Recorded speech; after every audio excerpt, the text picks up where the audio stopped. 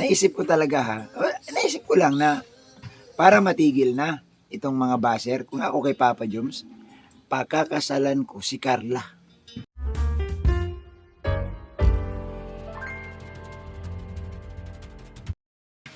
Ayun, guys, samahan ninyo ako at gawa natin ng reaction itong isa sa pinakamainit, no? Ngayon, na leading man na walang iba kundi si Papa Joms, na yung balita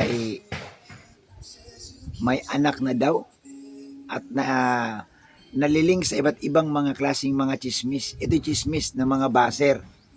Nakaraan guys na nakarating sa akin na mayroong isang supporter na nagpahula, na pinahulaan daw si Papa Joms at ang lumabas sa hula, aba may anak daw si Papa Joms.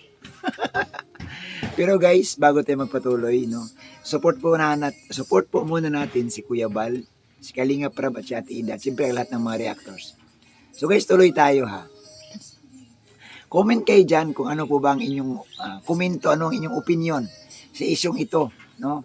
Siguro naman nanonood kayo, no, sa mga ibang nag-reaction patungkol kay Papa Joms.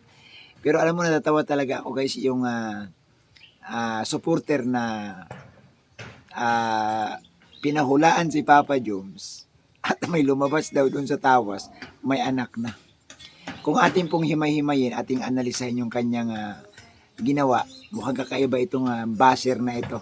Mukhang kakaiba. Akalain mo ba naman, pahuhulaan mo si Papa Joms? Ano yun? Hindi po ba? So dito guys, no, itong Jumcar, grabe na po talaga. Hindi matapos-tapos, hindi nila tinitigilan. Bakit kaya? Bakit guys hindi nila tinitigilan itong Jumcar?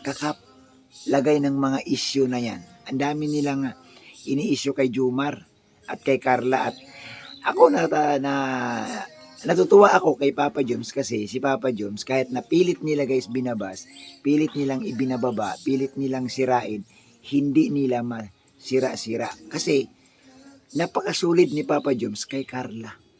Itong mga basher na ito, wala naman ito ibang hangarin kundi sirain talaga ang samahang Jumar at Carla.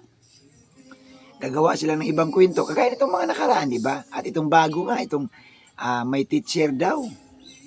Teacher na naman daw ang nililink nila kay Papa Joms. Ano ba talaga? Kahit sino na lang ililink nyo kay Papa Joms. Bakit ba ganun kayo kagigil na sirain itong Jumcar? Wala namang ginagawa sa inyo ng masama itong si Carla. Si Carla ho, tahimik. Si Papa Joms, hindi naman yan nanlalait, hindi naman yan nagsasalita ng masama. At lalong hindi ni Papa Joms ipagpapalit si Carla. Alam mo, minsan naisip ko guys, naisip ko talaga naisip ko lang na para matigil na itong mga basher, kung ako kay Papa Joms, pakakasalan ko si Carla. Next year. O di ba, ilang buwan pa ba ang preparasyon? Ano ba ngayon? April. May, June, July, August, September, October, November, December. May oras pa para maghanda. Pakasalan ko na yan. Kasino ba namang pagkatapos habang nag-aaral, hindi nagsasama sila ni Carla. Para lang gusto ko lang talagang patunayan na makita nitong mga viewers, guys, makita nitong mga basher na totoo si Papa Joms kay Carla, no?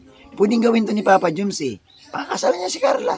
Ipakita niya kasi marami na namang nag-aaral, nakasal na Maraming estudyante guys na may pamilya na pero hindi pinabayaan ng pag-aaral. Pwedeng gawin nila ni Joms ito para lang malagay na sa tahimik. Dahil itong mga basher, pansinin nyo, ang dami nilang inisyo kay Jumar noon pa. Kung ano-ano na may anak na daw, nagpabinyag daw doon sa Kamsor, karga-karga yung bata. Grabe. Lahat talaga guys ng pwedeng ikasira ng Jumcar, gagawin nila. Kaya nga ako, naisip ko lang naman na kung ako kay Papa Joms, total, financially, mayroon naman no? Nakaipon na si Papa Joms, magpakasal silang simple. Kumuha lang ng ilang ninong.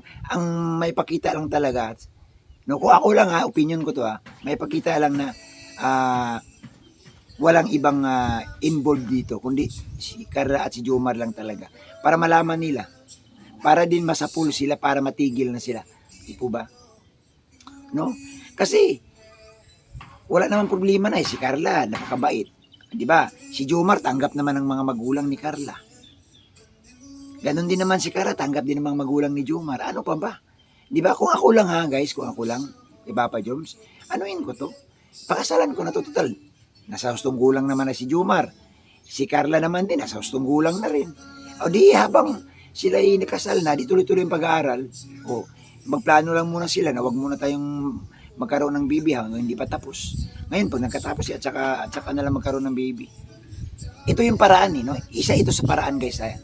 Ang sinasabi ko lang sa opinion ko isa ito sa paraan para mapatunayan talaga nila na totoo itong si Papa Joms. No? Kung ako Papa Joms, patunayan ko Hindi po ba? Kasi nga, hindi talaga titigil. No? Kagaya ngayon, bago na naman. Ito, panoorin nyo guys. Kasi meron akong kaklase guys na nung college na ngayon po ay nagtiteach po siya. Paano ba yan? Nagtiteaching po siya. Ano yata yun, kung preschool or mga bata. Tapos parang kulang din naman yung ano niya. Parang siya yung breadwinner. So, nag-ano po kasi siya sa TikTok. Kasi lagi siya nagpo-post sa TikTok. Pero kita ko, wala namang masyadong views. Wala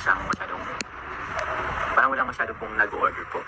Kasi kahit yung ano, pero lagi lang siya nagpo-post. Siguro parang hinintay niya lang yung right time. Pero kung sa post kasi guys, masipag siya mag-post. Yun nga lang. Parang wala pa masyadong nakapansin po sa mga ano. Yung post niya kasi is ano lang, simple lang. Parang ganyan. So, nag-chat siya sa akin. Siyempre, naghiram-hiram ng pera kasi yun nga daw, hirap po silang provide kahit na bigas. Kahit bigas sa pangkain, hirap. So, yun. Pinautan ko naman na dati pero hindi ko naman pinapabayaran. Hanggang sa ngayon kasi guys, nakikita ko pa yung nakikita ko pa yung post niya sa TikTok. But still, wala pa rin masyadong nagmamahal or nag-order. Parang ganun. So, parang naisip ko lang naman na pautangin ko siya ng gluta white soap. Siguro mga lang, 50 pieces. Pautangin ko lang siya. Although di niya nga alam, na parang may plano ko sa kanya na hindi niya alam. Yun lang naman. Para lang kumita siya. Ewan ko lang, parang nagbabakasakal lang ako na kahit pa paano, medyo umangat-angat din yung Anyway, tingnan ko na lang. Pag nag-reply. Yun nga po, Tita Rosario, sabi na, gusto ko siyang gawing reseller po siya. Kasi wala naman po siyang for sure. Wala po siyang pagbigay ng puhunan, for sure. Kaya parang bala ko, pautangin ko na lang, parang gano'n, ng sabon, ng product. Tapos, papautangin ko siya ng product, ibigay niya lang sa akin yung siguro utang yung puhunan. Tapos yung kita niya, bala na siyang iparolin siguro. Ibili niya. Kung hindi siya pwede ba yung TikTok? Kasi hindi niya pa yung maibibenta online po Post lang siya. Wala, di pa naman ako affiliate Siguro ilako-lako na lang muna sa mga ka-work or ka-teacher, mga siguro. Opo, pwede ko naman siyang paunti-unti ng bayad. Actually, kung gusto niyang bayaran, kumbaga, hintayin ko na lang siguro kung magbayad siya or hindi.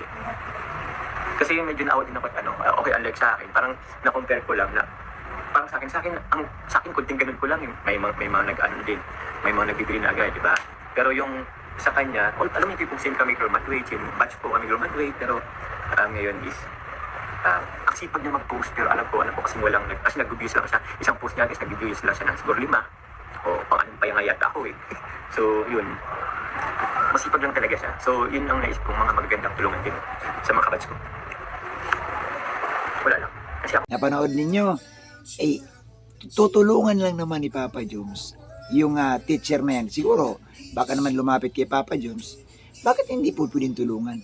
Alam mo guys, ngayon kasi ang problema nitong mga basher ng Jomcar, lahat na lang ng mamimit ni Papa Joms, lahat ng makakasalamuha, lalo na kung babae, lahat ng tutulungan, lalo na kung babae at may itsura, sasabihin nila, jowa ni Papa Joms. Kawawa naman si Jomar kung lagi na lang ganyan. Wala na ba siyang karapatan para tumulong sa ibang nating kababayan? Nagkataon lang na siguro lumapit sa kanya itong girl, itong teacher. No? So sa mga basher siguro, sana kung talagang mayroon kayong legit kayo na hawak, nakatibayan, ilapag ninyo, ibigay ninyo kay Kuya Bal, ibigay ninyo, ipaabot ninyo sa mga keyboy, sa mga staff ni Kalinga Prab para magkaalaman. Hindi yung idaan ninyo sa comment section. May nakalagay pa doon sa comment section guys, Si Papa Joms may babae yan sa ibang lugar. Si Papa Joms may anak na yan sa ibang lugar. May nakalagay doon, niluloko lang si Carla. Wag naman sanang ganun, guys. Wag naman sanang ganun. Kasi, dahil sa ginagawa ninyo, no, nakakasakit kayo ng damdamin ng iba. Lalo na yung supporter ng Jumcar. Supporter ng dalawang ito na sulit. So, kung ganun po lagi tayo, no, marami talaga dyan, guys. Basher na ni Carla, basher ni Jomar. Di po ba? So, ito yung aking naisip lang. Sabi ko, anyway, financially stable na si Jomar. Nakaipon na yan eh.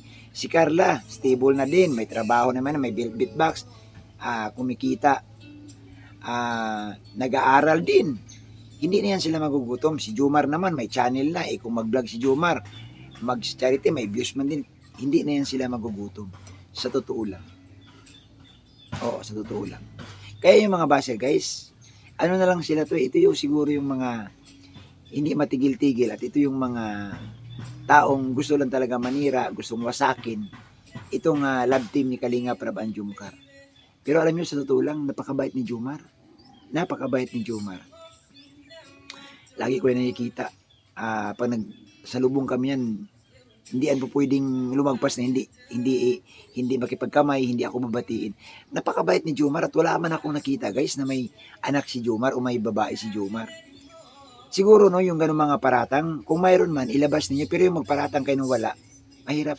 Ako, guys, ayaw kong takpan kung talaga mayroon. Kung mayroon, may nagsabing makita sa dalawang mata ko na ganon, sasabihin ko kay Kuya Bal, kay Kalinga, pero wala.